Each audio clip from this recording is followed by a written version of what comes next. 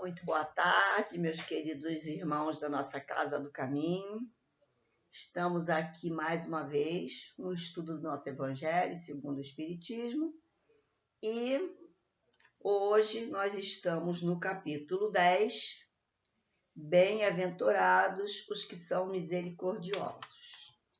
Mas, primeiramente, a gente vai pedir a Jesus, esse mestre de amor, que a doce e serena paz dele esteja conosco aqui nesse momento, nos intuindo, nos ajudando na compreensão do tema que vai ser estudado e que nós possamos ter uma tarde de estudos proveitosa, porque é muitíssimo importante esses estudos que fazemos do Evangelho, esses ensinamentos que o Mestre Jesus nos traz, né?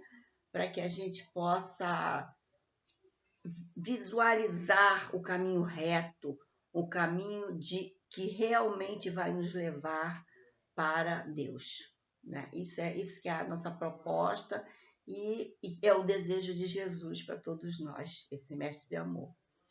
Então, no capítulo 10, vamos lá, bem-aventurados os que são misericordiosos. E o nosso tema hoje é bem polêmico, vou dizer que é, porque muitos de nós não vão concordar com o que está aqui. E se também não concordar, paciência, mas vamos refletir. Eu sempre digo isso.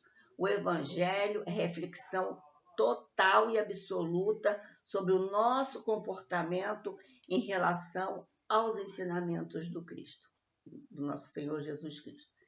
Então, o nosso tema de hoje é não julgueis para não serdes julgados.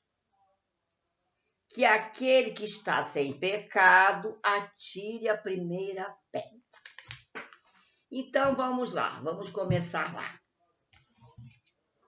Nós, espíritos encarnados, nesse planeta, nesse mundo de expiações e provas, todos nós, a não ser com exceção dos espíritos missionários que já galgaram postos muito mais altos do que o nosso, todos nós somos espíritos muito devedores à lei de Deus. Somos rebeldes, nós não, em momentos atrás e nessa encarnação, estamos nos desviando dos ensinamentos de Cristo, das leis divinas, e por esse motivo nós somos devedores à lei.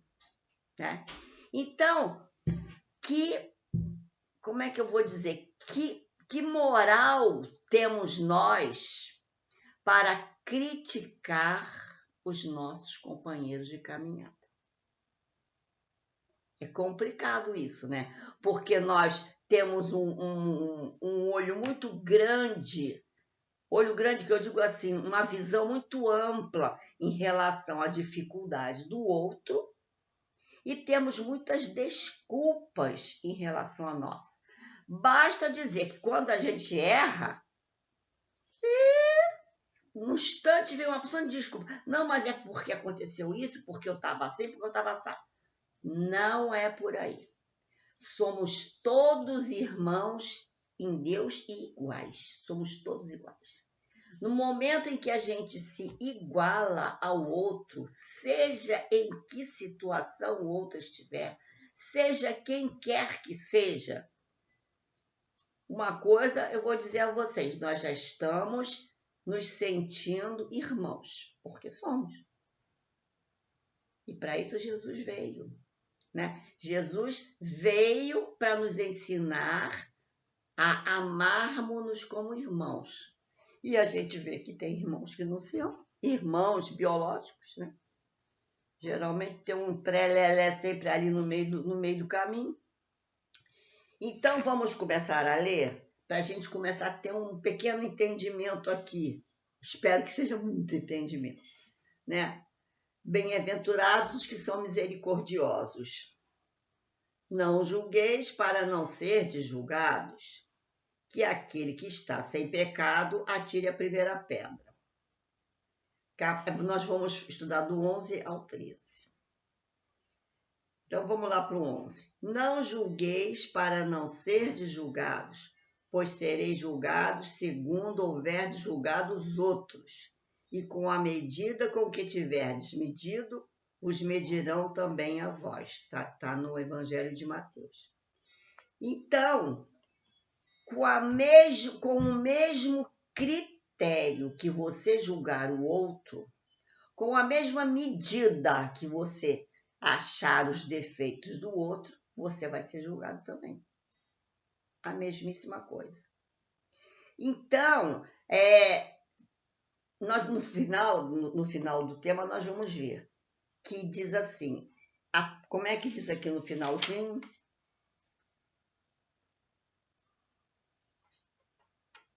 Daqui a pouco eu vejo aqui, no finalzinho desse capítulo 13, a gente vai ver que vai ter um entendimento absoluto disso. Então, a primeira pergunta que vem. Mas eu então tenho que desculpar, perdoar, ou então fazer cara de paisagem para a maior besteira que o outro estiver fazendo? Então não tem que criticar nada. Não é bem assim. A situação é a seguinte. O ideal seria, e que nós sempre, antes de abrirmos a nossa boca para criticar o outro, porque tem 2 tipos de crítica aí que nós já vamos falar já.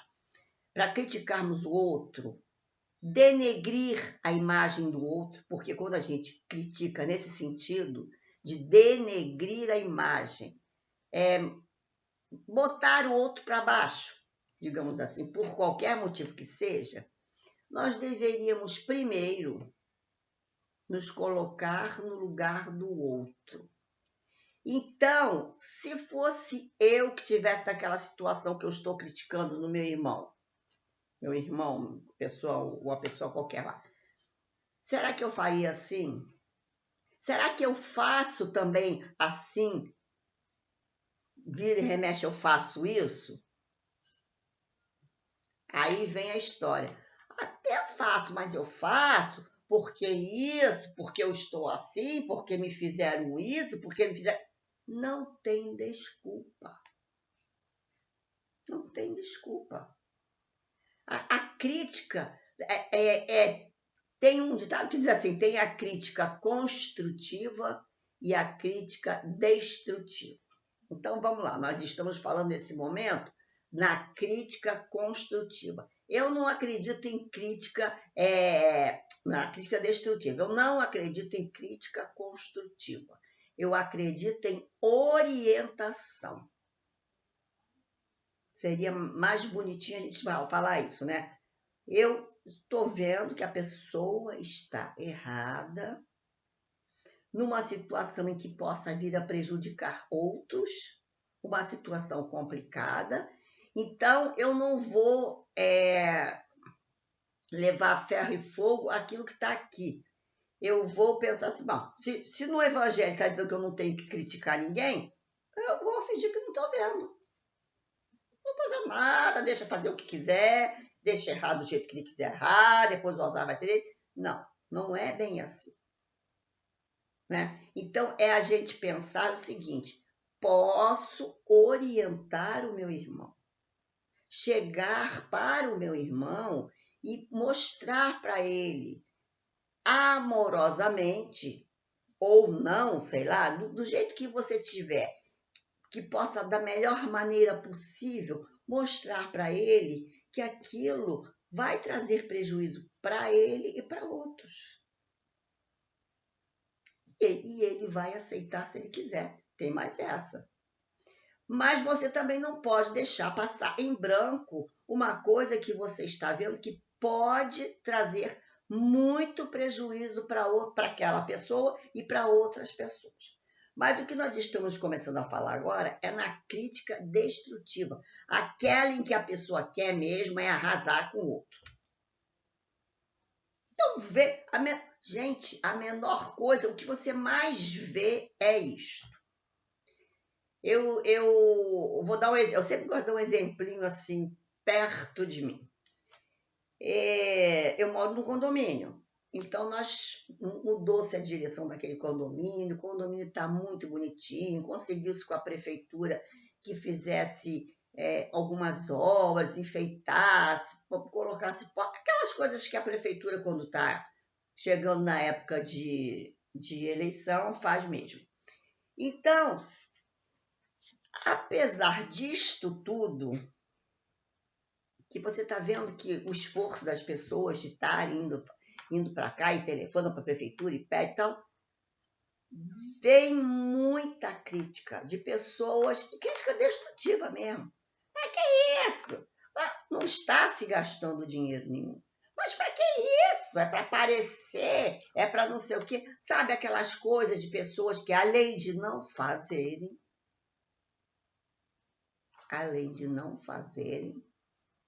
criticam. Criticam mesmo para destruir. É a tal da crítica destrutiva. Então, isso é um mini exemplo que eu estou dando. E eu fico muito tiririca da vida. Porque eu digo assim, poxa, o tempo está criticando, por que não vai lá ajudar também?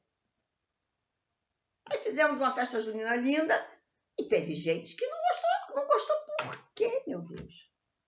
Aí vai procurar um fiapinho de tecido que caiu ali naquele cantinho ali que ninguém estava vendo. Por que aquele fiapinho estava ali? Então, são coisas que nós temos que observar em nós, porque ainda somos... Sabe o que é isso? Isso é típico do egoísta. Ele se acha o rei da cocada preta. Eu sou o rei da cocada. Eu sou o mais bonito. Eu sou o único que sei fazer tudo. E não faço nada, mas eu sei criticar. A minha língua é afiada. Então, meus amigos, é isso que está dizendo aqui. Eu estou falando um linguajar bem de qualquer jeito, mas assim, para a gente, é o que a gente vê no dia a dia. E isso nos entristece, né? Porque a gente deveria estar sempre se colocando no lugar do outro ou vendo o seu interior. Gente, eu já tenho moral suficiente, eu já tenho essas virtudes suficiente engajadas dentro de mim, a virtude da tolerância, da paciência, do amor ao próximo, da benevolência. Eu já tenho isso em mim para que eu possa orientar o outro, orientar e não criticar. Se eu critico, é porque eu não sou flor que se cheire. Eu não consigo fazer, ou eu não quero fazer, então eu critico. Para mim é mais fácil.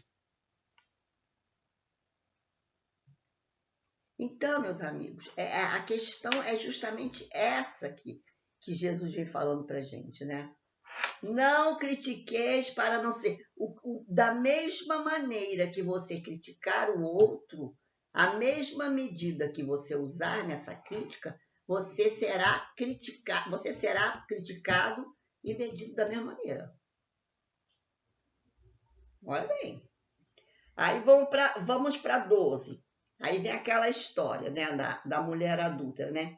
Então, os escribas e os fariseus trouxeram-lhe uma mulher. Jesus estava lá, escrevendo assim na areia, no chão.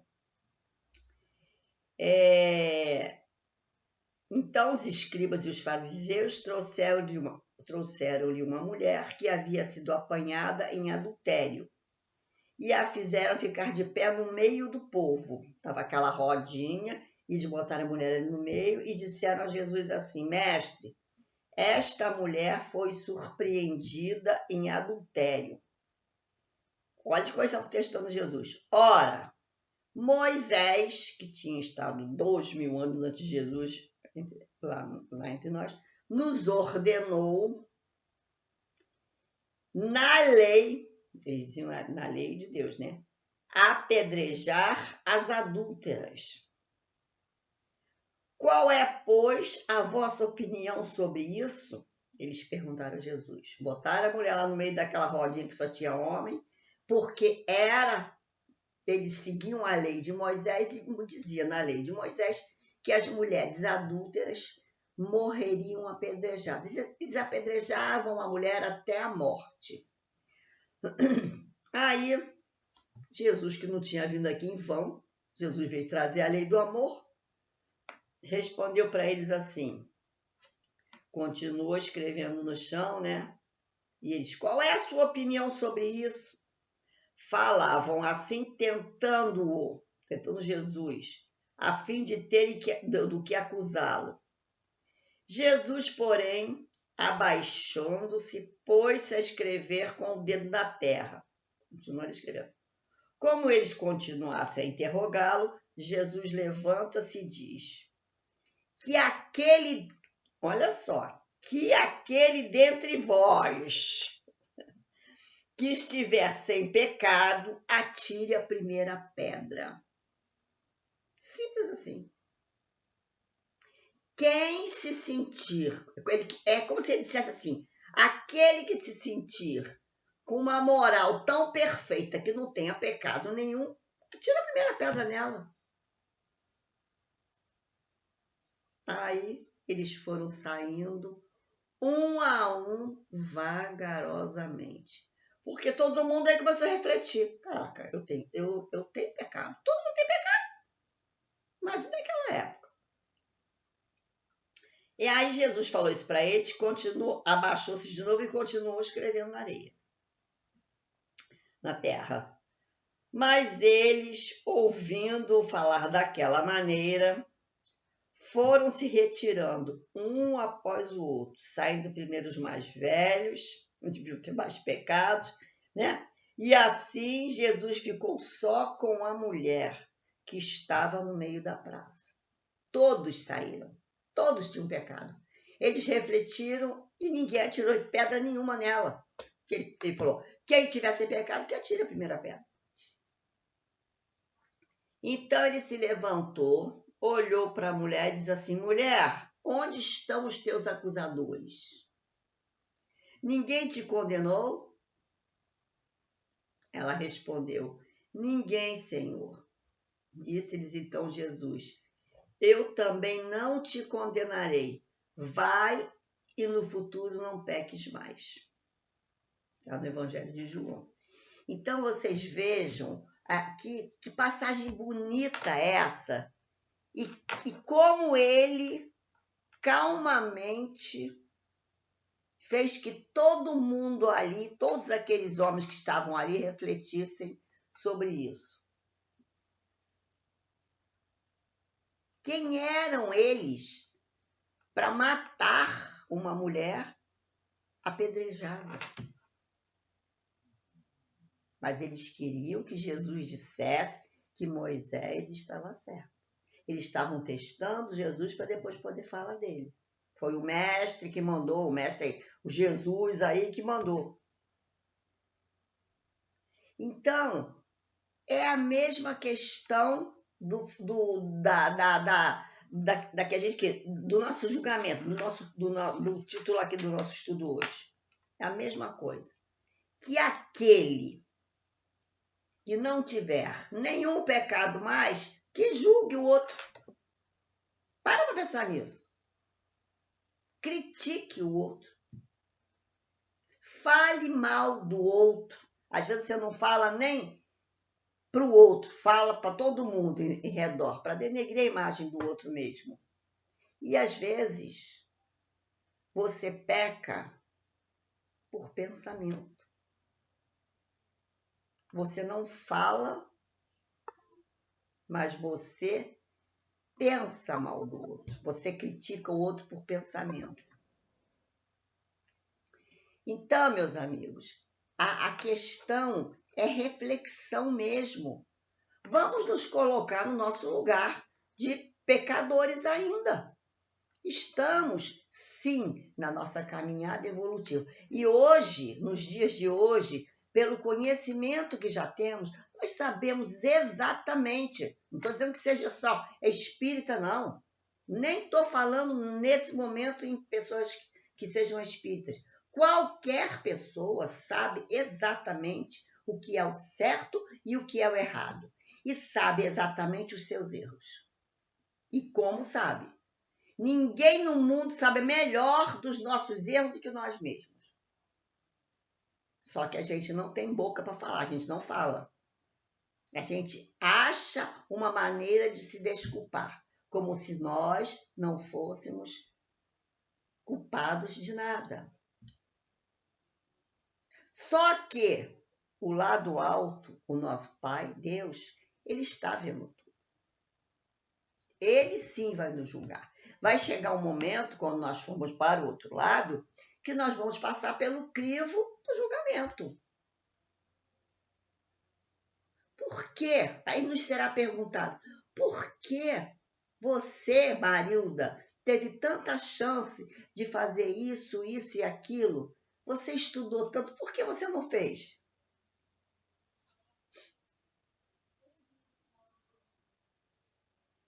E a vergonha? E a vergonha de você chegar lá do outro lado, o teu mentor, o teu guia te perguntar isso. Então nós temos a chance de nos modificarmos ainda. Nós temos a vida. Pode não ter muita vida pela frente, mas temos o que nós pudermos fazer de melhor por nós e pelo nosso irmão, será benéfico para a gente. Então, vamos lá, vamos para o 13, né? Para a gente continuar.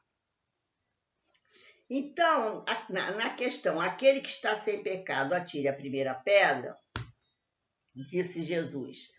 E com essas palavras, ele faz do perdão um dever para todos nós.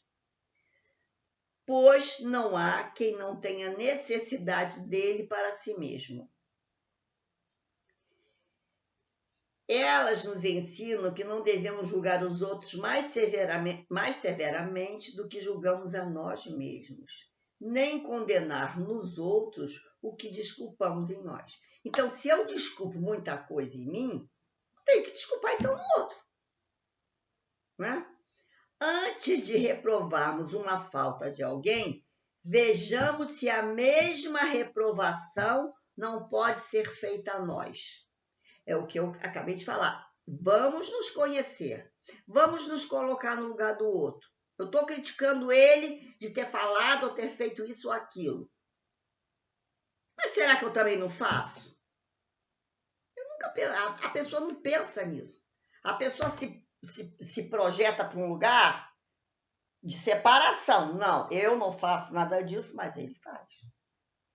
Porque não quer pensar. É o desculpismo. Eu não quero pensar. Se eu não quero ficar pensando se eu faço ou se eu não faço. Eu estou vendo que ele faz.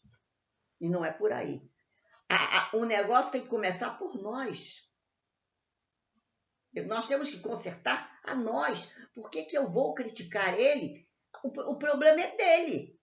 Eu tenho que começar a ter, a perseverar, a perceber as minhas dificuldades e perseverar no trabalho de me reformar. Eu tenho que ter essas virtudes da bondade, do amor, da paciência. A paciência comigo é uma coisa seríssima.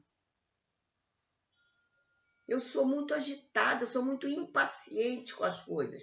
Então, eu tenho que trabalhar isso em mim, muito. Agora, a questão do me colocar no lugar do outro, eu já faço isso.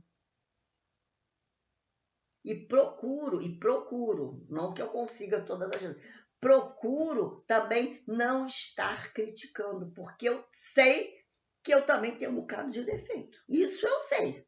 E estou tentando trabalhar isso em mim. Para que eu estudo tanto? Não é? Se a gente está com o Evangelho na nossa frente, a gente está com o Mestre Jesus aqui do nosso lado, por que a gente não faz isso? Seguindo, a censura lançada sobre a conduta de alguém pode ter dois motivos, foi o que falei para vocês. Reprimir o mal ou desacreditar aqueles cujos atos criticamos. Este último motivo jamais tem desculpa, pois nele só há maledicência e maldade. É quando a gente quer denegrir, já falei isso várias vezes, quando a gente quer denegrir o outro. Eu estou com maledicência com ele. Então, essa parte não.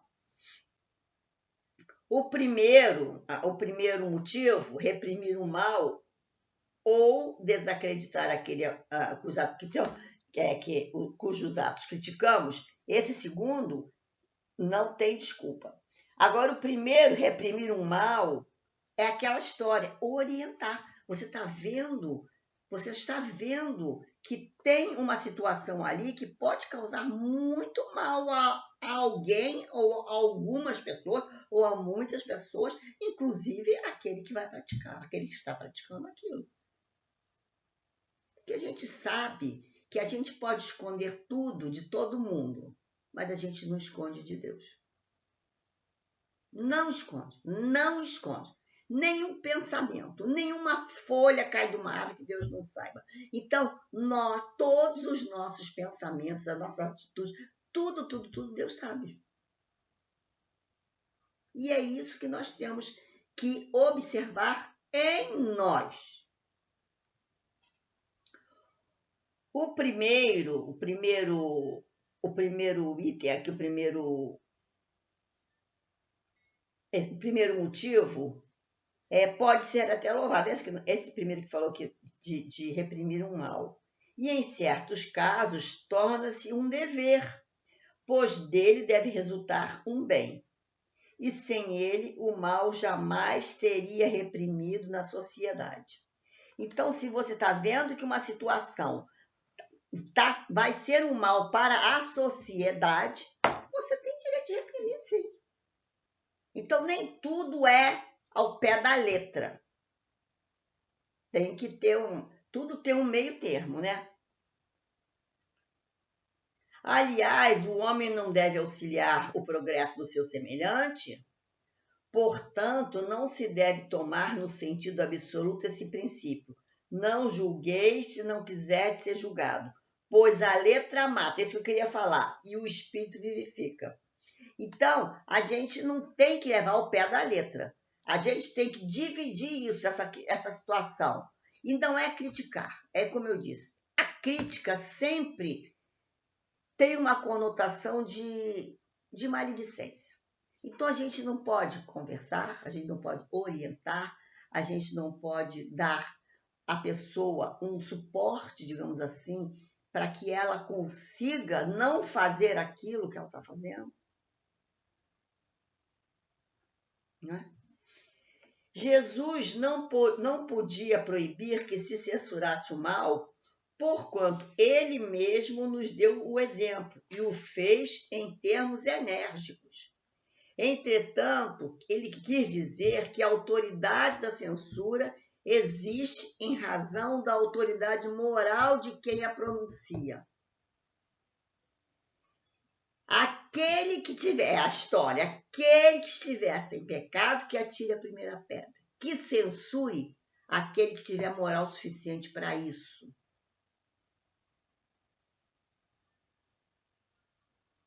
E aí, quem tem moral suficiente para isso não censura, ensina, orienta, conversa, ajuda. São os espíritos, esses espíritos que já estão bem mais acima do que nós, encarnados, mas estão acima de nós, tipo Chico Xavier, né? Então, ele orientava, ele ensinava, ele jamais criticava ninguém. Então, são situações que a gente tem que botar na balança. Tudo tem um meio termo. Agora, a situação é a reflexão que a gente tem que fazer sempre. Vocês vejam que sempre, toda a lição do Evangelho que a gente traz para que a gente reflita sobre nós. Sobre a nossa vida, sobre o que estamos fazendo, como estamos nos sentindo, como estamos nos comportando perante a sociedade, perante os amigos e principalmente perante as leis divinas, né? Não existe autoridade legítima aos olhos de Deus, senão aquela que se apoia sobre o exemplo que ela dá do bem. É o que igualmente ressalta das palavras de Jesus. Então, ele diz mais em cima aqui um pouquinho. A consciência íntima, além disso, recusa todo respeito e toda submissão voluntária àquele que, estando investido de um poder qualquer, viola as leis e os princípios que está encarregado de aplicar. Então, vocês vejam que o que é necessário é justamente isso. O que Jesus queria dizer era isso. A gente tem que ter a consciência tranquila de que está fazendo a coisa certa. E não sair chutando o balde, como a gente diz, porque a primeira coisa que a gente vai... Olha, que ser criticado ninguém gosta e ninguém quer. Ah, meu Deus, eu fiz uma coisa. Chegou alguém para mim, pode, você fez isso errado, você... Para quê? Né? Então, tudo é o jeito de se falar. Mas antes de chegar e falar, vamos olhar para nós? Vamos ver se nós temos essa moral suficiente para criticar aquela situação e aquela pessoa? E mesmo que a gente ainda não tenha alcançado o grau de um espírito missionário, digamos assim, né? um espírito bom, missionário, é esses que vêm para nos ajudar, nos dar suporte, são essas pessoas, amigas que chegam perto da gente, que a gente se identifica, estão sempre querendo nos ajudar, são espíritos missionários encarnados aqui para nos ajudar. A gente não tem noção disso, mas que são. Então, que nesse momento a gente possa refletir sobre isso, sobre o que é que eu estou fazendo com a minha vida lendo esse evangelho, estudando esse evangelho. Eu estou, sim, aprendendo a ser um ser humano melhor. Um dia eu serei um espírito missionário, todos nós seremos. Conforme fomos avançando na nossa evolução espiritual, fomos trabalhando os nossos sentimentos e melhorando, cada vez vamos voltando de uma situação melhor para ajudar nossos irmãos que ainda não alcançaram isso. Meus amigos, a lei é de amor. Foi a principal coisa que nosso Mestre Jesus veio nos ensinar. Porque o amor cobre uma multidão de pecados, ele já dizia. Então, que a gente, já terminou nosso tempo, que a gente possa criticar menos e amar mais. Que não vejamos somente os defeitos do nosso irmão, porque nós temos muitos também.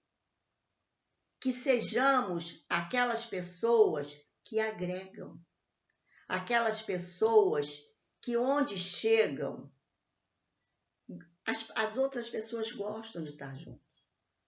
Porque aquela pessoa, ela expressa bondade, ela expressa carinho, ela irradia amor. Que possamos ser assim. Basta que a gente comece a trabalhar os nossos sentimentos. Não é necessário termos raiva de mais nada. Raiva não deve fazer parte do nosso dia a dia. Sentimentos de tristeza, não. Por pior que seja o momento que estejamos passando, vamos ter fé. Nem que a nossa fé seja do tamanhinho do grãozinho de mostarda, que é o menor grão que tem. E a árvore dele é enorme quando ela chega no auge dela. Então, Jesus dizia que a vossa fé seja do tamanho, pelo menos, de um grão de mostarda. Porque Ele está conosco. Espíritos amigos estão nos rodeando, nos ajudando. Então, nós não estamos sozinhos. E nós não temos que ser aquelas pessoas que só vieram ao mundo para criticar o outro e o que o outro faz. Não. Vamos pensar nisso, refletir sobre isso e dizer mais para os que nos cercam. Eu te amo. É tão bonito isso, né? Mas fala do fundo do coração, do fundo da nossa alma. Eu te amo. Uma boa tarde para vocês, que vocês tenham um fim de semana maravilhoso, abençoado por nosso Senhor Jesus Cristo, esse mestre de amor, por nossa Mãe Maria, e que possamos refletir bastante sobre isso, sobre a crítica. Nós não gostamos de ser criticados, que possamos andar mais retos, em linha reta em direção ao Mestre Jesus, que é o nosso farol, nosso mestre, nosso guia, e que possamos olhar o nosso irmão com mais caridade, com mais amor. Um grande beijo, gente, no coração de vocês. Fiquem com Deus e um bom fim de semana.